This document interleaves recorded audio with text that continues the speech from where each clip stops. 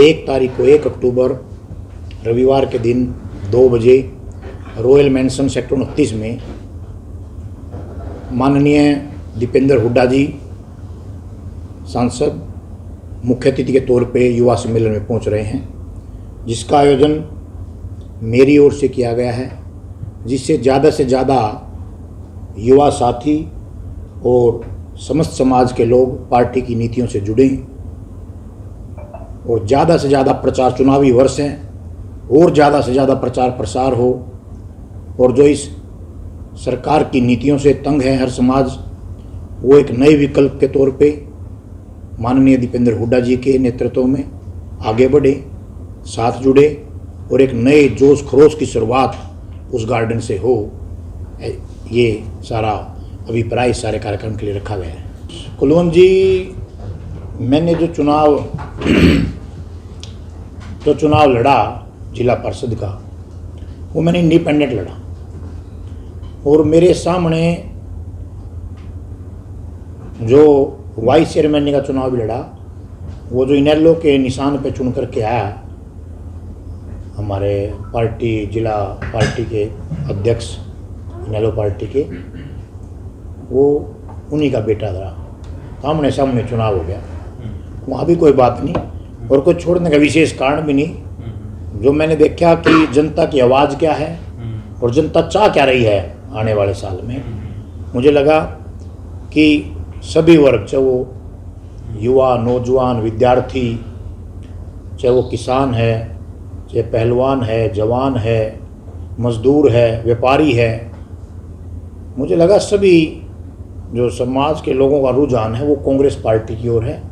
और जो चौधरी भूपेंद्र सिंह हुड्डा जी का जो राज रहा 10 साल का, उसको याद कर रही है पब्लिक।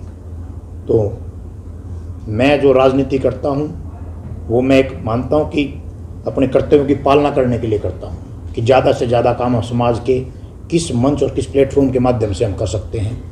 तो राजनीति उसका एक सशक्त माध्यम है और इसलिए मैंने कांग्रेस को चुना। लेकिन आपको कोई दिक्कत नहीं हुई काम करवाने में, क्योंकि सरकार बीजेपी के हैं और आप कांग्रेस में? नहीं, वो माननीय जनता ने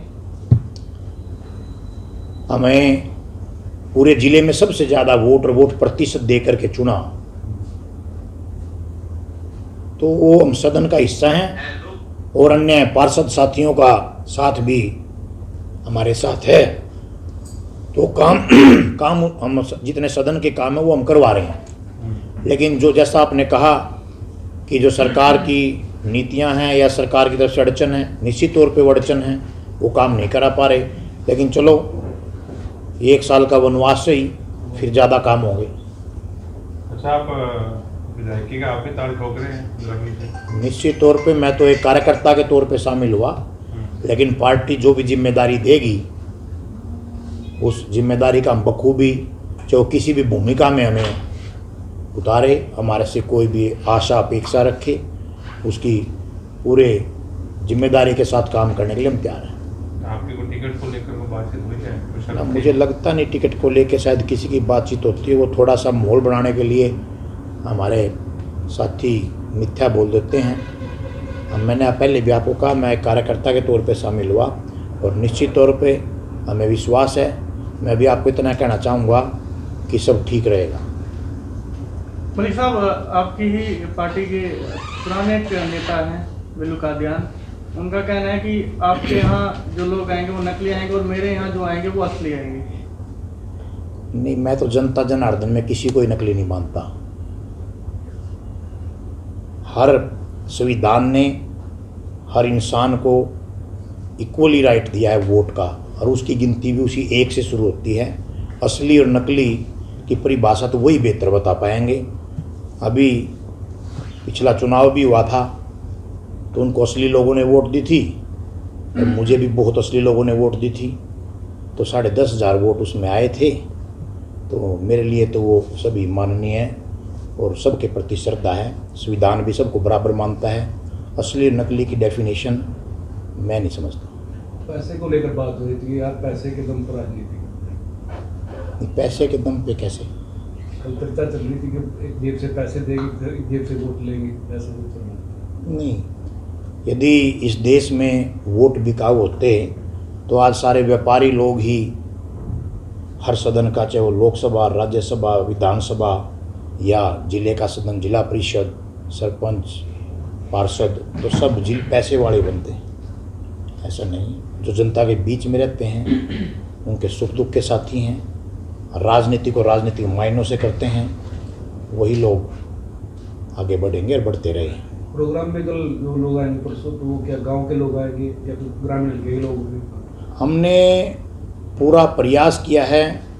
आप देखना मौके पे वो बहुत जल्दी 48 घंटे रह गए हैं, सब असली नज़र आएंगे आपको। ये मौके पे आप देखना, हर गांव से, हर कॉलोनी से, हर सेक्टर से, हर वार्ड से, वहाँ पे हर वर्ग उठ करके आएगा। अनुमान लगाया कुछ कितने लोग पहुँचेंगे? कम से कम 7 से 8 हज़ार संख्या वहाँ पे आएगी। गिनती में नहीं आएंगे। मुझे जो लगता है, जो जनता का उत्साह देख रहा हूँ, उसी को देखते हुए पहले दिन हमने अपने गार्डन में तय किया। 1 घंटे में सोचना पड़ा कि जो सबसे ज़्यादा जहाँ जगह आ सकती है, रॉयल मैंसन सेक्टर 29 में, उसके अंदर बैठ बहुत लंबी चौड़ी जगह है। तो तुरंत वो अपने सभी साथियों के उत्साह को देखते हुए, जनता के उत्साह को देखते हुए, चौधरी दीपेंद्र सिंह हुड्डा की लोकप्रियता को देखते हुए ही निर्णय लिया कि सबसे बड़े स्थान पे कार्यक्रम किया जाए। समय क्या कुछ रखा है? 2 बजे का कार्यक्रम रखा है। और आप सभी से भी निवेदन है कि लंच की व्यवस्था है, आप सब भी आकर के उस दिन लंच आप और हम सब इकट्ठा करें, बड़ा अच्छा लगेगा। आप सभी उसमें आना। कलाकार भी सम्मेलन तय करेगा आपकी उम्मीदवारी? ये तो सरदार जी, मैं अपने मुंह से मैं क्या कह सकता हूँ। मेरा एक राजनीतिक व्यक्तित्व होने के नाते मेरा कर्तव्य बनता है कि मैं अपने पूरे ज़ोर शोर से उस कार्यक्रम को करूं। उसके क्या मायने निकलते हैं, वो कार्यक्रम क्या कोई नए आयाम स्थापित करता है, ये सब भविष्य गर्म में या और आप ज़्यादा बेहतर जानते हैं। युवा सम्मेलन कर रहे हैं, तो क्या युवाओं से बातचीत होगी दीपेंद्र सिंह हुड्डा की? निश्चित तौर पे युवा सामने, वहाँ हज़ारों की तादाद में युवा आएंगे। मैंने सभी अपने युवा साथियों को बोला हुआ है कि आप आएँ, और लोगों में अपने आप ही जोश है। दीपेंद्र हुड्डा जी को लेके अपने आप ही बहुत जोश है।